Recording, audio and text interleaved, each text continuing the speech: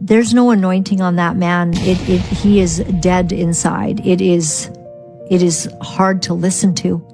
Person after person after person has said, and so there's a lot going on here. And it's just so interesting to me that Joshua Brown really feels he has to play a certain part. So he's got to get in the airport and say all this stuff.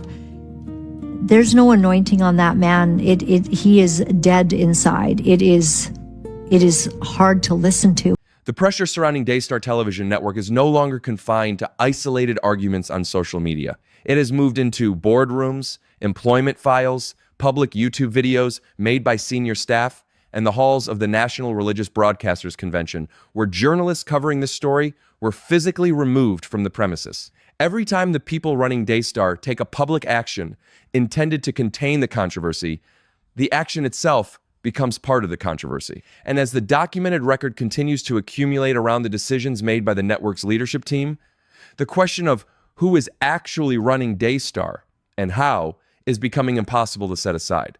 The names at the center of the current institutional picture are Rachel Lamb Brown, Joshua Brown, Arnold Torres, and Steve Wilhite. Not because critics have assembled them into a list arbitrarily, but because each of them has played a documented role in the decisions, public statements, and institutional responses that have defined Daystar's posture throughout this controversy. And in each case, the documented record tells a story that is more specific and more damaging to institutional credibility than any online commentary could manufacture on its own. Before we move on, I'd like to ask you a small favor. If you appreciate this content, please take a second to like this video and subscribe to the channel. Over 99% of you watch the videos without subscribing. It costs you nothing, but it makes a huge difference to us. Thank you so much. Now, back to the video. Let us start with what we know. Steve Wilhite is Daystar's Senior Vice President of Affiliate Relations. His role involves managing the network's relationships with the cable and satellite providers that carry Daystar's signal to those 64 million American households. That is a significant institutional position. It means Steve Wilhite is one of the people responsible for the infrastructure that keeps Daystar broadcasting. He is not a peripheral figure. He is part of the leadership structure. When the controversy surrounding Jonathan and Susie Lamb became public, Steve Wilhite made a choice that the documented record captures clearly. He recorded and published a video he titled, "Daystar Executive Speaks Out Against Misinformation." In that video, according to reviewer accounts and descriptions verified across multiple secondary sources, Wilhite addressed what he characterized as false claims about Jonathan Lamb's performance and departure from Daystar. He spoke about Jonathan's conduct as an employee. He addressed broadcaster Laura Lynn Tyler Thompson, who had been covering the Daystar story, and described her coverage as misinformation. He made arguments about Jonathan's work record inside the ministry. That video did not go unnoticed. Jonathan Lamb himself recorded a formal response. Laura Lynn Tyler Thompson recorded a response. And the broader commentary community pointed out something that has now become one of the most frequently cited illustrations of how Daystar handles criticism. When Jonathan was in good standing with Joni Lamb, Steve Wilhite's position on him was favorable. When Joni became upset with Jonathan, the characterization shifted. He was suddenly someone who took long lunches, failed to comply with his performance improvement plan, and made choices about his time that critics of the organization, watching closely, immediately recognized as a pattern of post hoc justification. The idea that a man who had served inside the ministry for more than 15 years, who had been described positively by the same institution that now described him as underperforming, had suddenly revealed performance problems precisely at the moment he refused to sign an NDA, was a claim that the timeline of events made very difficult to accept at face value. That timeline is not a matter of speculation. It is documented in the board meeting, audio reviewed by the Roy's Report. Jonathan received his NDA ultimatum on November 16, 2023. His salary was cut, his benefits were removed, his in-laws were fired, his wife's compensation was reduced to $1,000 per month, he was placed on a performance improvement plan, and he was terminated in November 2024. The sequence of those events, from the NDA refusal to the institutional retaliation to the termination, is documented in the order it occurred. Steve Wilhite's video did not engage with that sequence. It focused on the endpoint, the termination, and offered an explanation for it that critics found impossible to reconcile with the documented timeline of what had come before. But Wilhite's video was not the most revealing institutional communication that emerged from within Daystar's leadership. That distinction belongs to the recorded conversations involving CFO Arnold Torres. Arnold Torres is Daystar's chief financial and operating officer. He was voted onto the Daystar board during the November 16, 2023 board meeting where Jonathan was pressured to sign the NDA. That sequence is not incidental. Torres became a board member during the same meeting where the ultimatum was delivered. The audio of that board meeting was recorded by Jonathan and subsequently reviewed by the Roy's report. It documents the pressure applied on Jonathan, the legal threats made by the ministry's attorney, and the demand for a 24-hour deadline on the NDA. Torres was present for all of it. Later recordings involving Torres became public as additional audio was distributed and reviewed. In one of the most significant of those recordings, Torres defended Daystar's policy of requiring what he described as key employees and insiders to sign non-disclosure agreements. His defense of that policy, captured on audio, became part of the documented record of how Daystar's leadership understood and articulated its approach to internal accountability. The institution that preaches truth and transparency to its millions of viewers was, according to its own CFO on a recording, actively building a policy infrastructure designed to ensure that key insiders could not speak publicly about what they knew. That context makes the NDA demand placed on Jonathan Lamb significantly more than a one-time overreach. It makes it institutional policy, defended by the organization's CFO on audio, applied to the man who had the most detailed knowledge of exactly the controversies the institution had the most reason to want suppressed. And when critics and commentators began reporting on those recordings, Daystar responded in a way that added another documented layer to the story. Podcasters who had been covering the Daystar controversy were removed from the National Religious Broadcasters Convention. Shannon Kelly, Daystar's head of security, the same man who appeared on the network's own security camera placing a GPS tracker in Jonathan's vehicle, has been identified in accounts of those removals as involved in the NRB incident. The broadcasters who were removed had been attending the convention specifically because it provided access to sources and context relevant to the story they were covering. Their removal was not a private security decision. It became a public event reported across Christian media outlets and added the NRB's name to the growing list of institutional spaces where the Daystar controversy had generated documented consequences. The argument Daystar and its supporters have consistently made in response to all of this is essentially the same argument. Critics are taking fragments of information, combining them with assumptions, and constructing a narrative that goes beyond what the evidence actually establishes.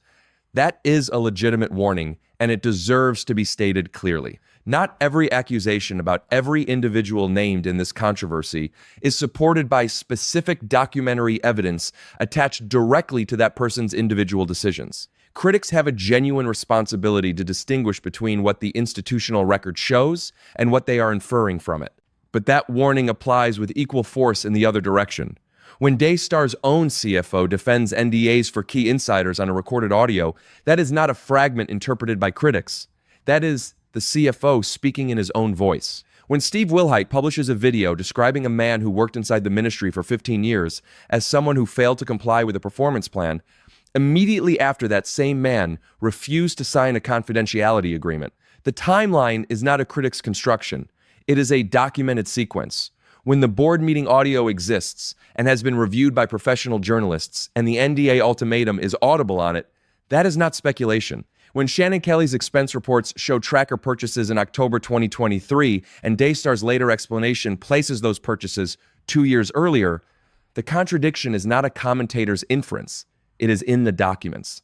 The supporters of Rachel Lamb Brown and Joshua Brown are correct that neither of them can be held personally responsible for every institutional decision made by Daystar simply by virtue of their family connection or their public visibility. That distinction is real and it matters.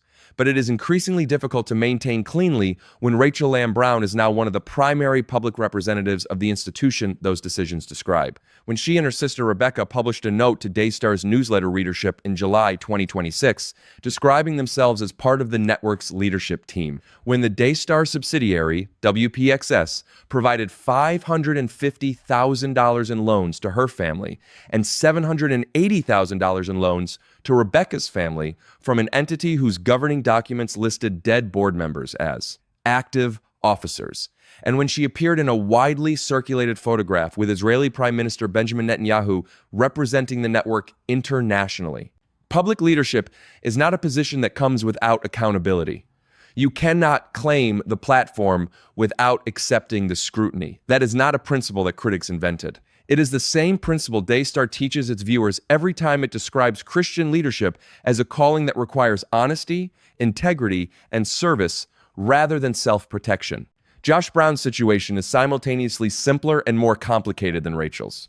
His situation is simpler because the core question is specific and binary. Either the forensic assessment that was initiated to evaluate his conduct was properly completed and supported the conclusion that he was cleared, or it was not. Debbie Leonhardt, the licensed forensic counselor who conducted that assessment, told Jonathan Lamb in November 2023 that the process had not been completed in the manner necessary to support a definitive conclusion. She said the portion of the evaluation where Josh would have answered questions independently without Rachel in the room had never taken place. That is her account. Josh Brown's account is different. He has denied all allegations completely and consistently, denied wrongdoing in his recorded police interview on March 14, 2025, and attributed the entire situation to Jonathan's ambition and family politics. Those two accounts cannot both be accurate in every detail. They disagree on fundamental questions about what was investigated, what was established, and what the word cleared can legitimately mean in the context of an assessment that the counselor says was incomplete. Colleyville police closed the investigation in May 2025 without charges, noting that Baby Lamb had not made a formal legal outcry. They stated the case could be reopened if she did. No criminal charges were filed, and that fact belongs in every honest discussion of this matter. But it does not resolve the separate question of what the internal forensic process established and whether the family was accurately informed about its conclusions. This is where the commentary community's frustration becomes most understandable. The controversy does not continue because critics want it to. It continues because the gap between what Jonathan was told and what the forensic counselor later said her process could support has never been publicly addressed in a way that the documented record can verify. Every time Daystar supporters say the matter is resolved and the accusations are baseless, the response from those following the evidence closely is simply to point at Debbie Leonhardt's own stated account and ask, resolved by whom and on what basis?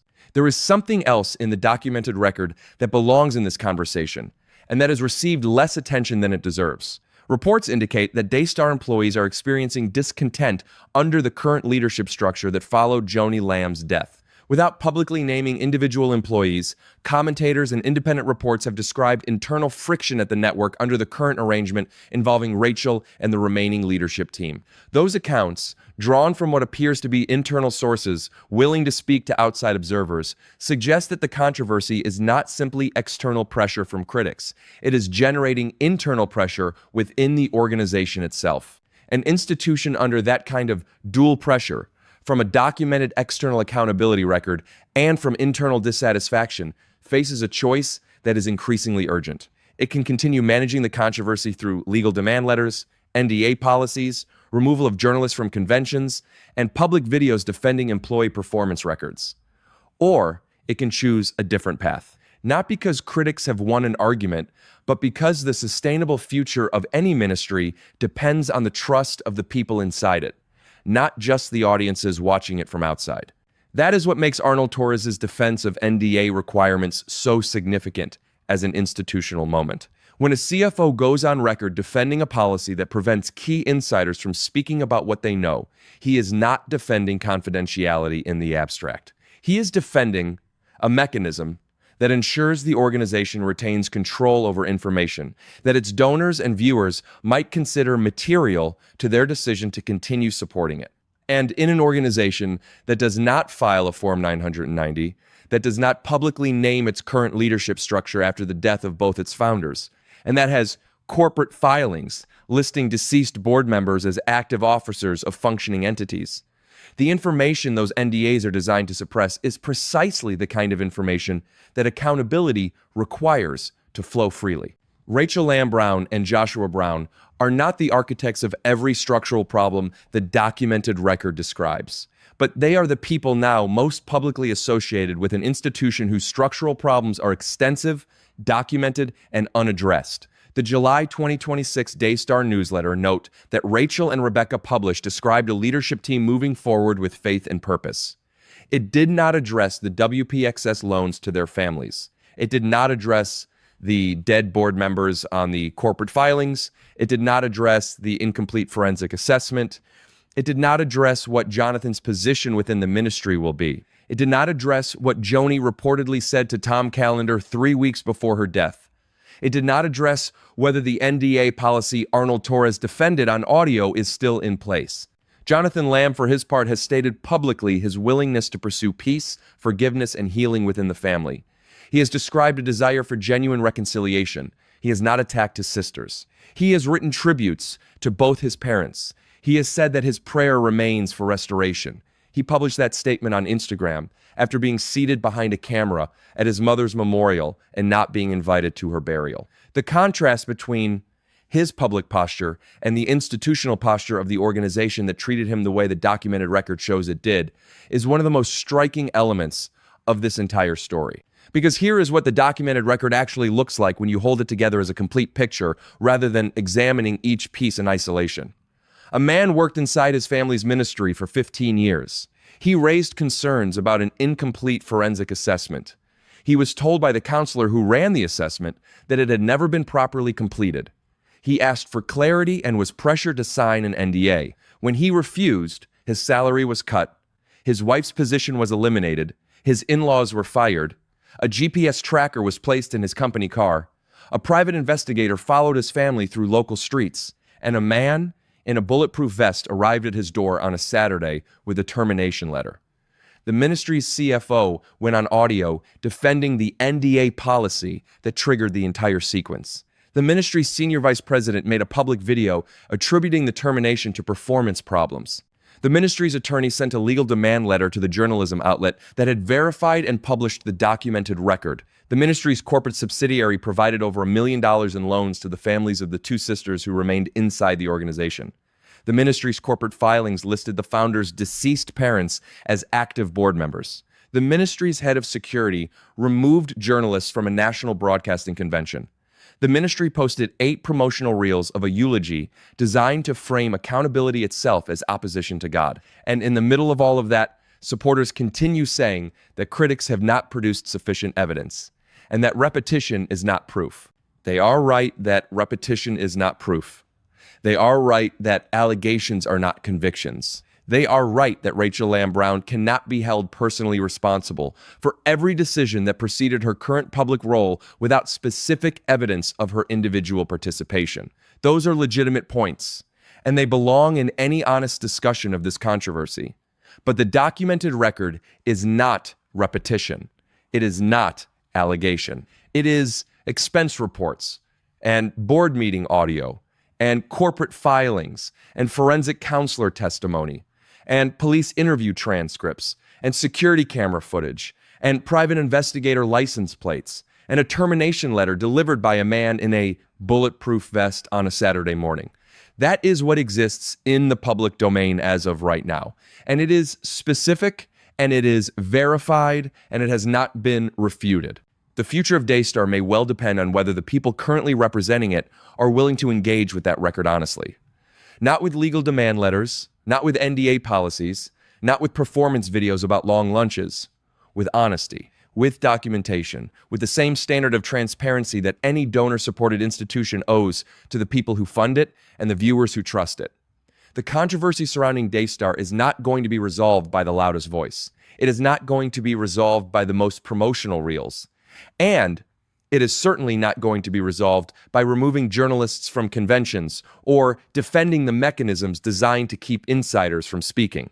It will be resolved, if it is resolved at all, by the kind of institutional honesty that the documented record shows Daystar has consistently refused to provide. And until that changes, the questions that Steve Wilhite's video did not answer, that Arnold Torres' NDA policy was designed to suppress, that the dead board members' names on the WPXS filing were never supposed to become public, those questions will remain, patient, documented, and waiting.